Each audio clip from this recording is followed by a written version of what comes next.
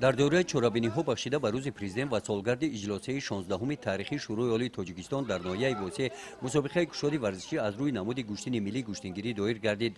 این چرابینی ورزشی با پیشنهاد مقامات پروکراتورای ناحیه، بخش کار با جوانان و ورزش، مکتب ورزشی ناحیه با مقصد ترغیب طرز حیات سالم و جلب نورسان به ورزش راه اندازی شد.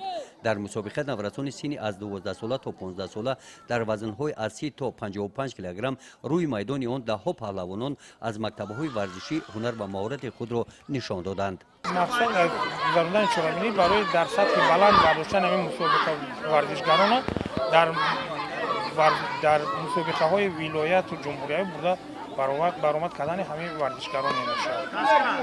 رفت مسابقه نشان داد که توجه نورسان و جوانان به این نمود ورزش ملی خیلی زیاد گشته است و پهلوانان زیادی امیدبخش بین آنها تربیت می‌یابند.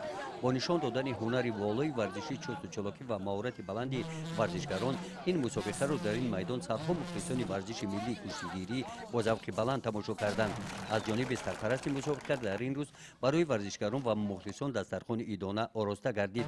در قسمت جنبستی غالبان مسابقه از جانب مکتب ورزشی ناحیه با سپاسنامه و مکافات‌های مالی سرفراز گردانیده شدند.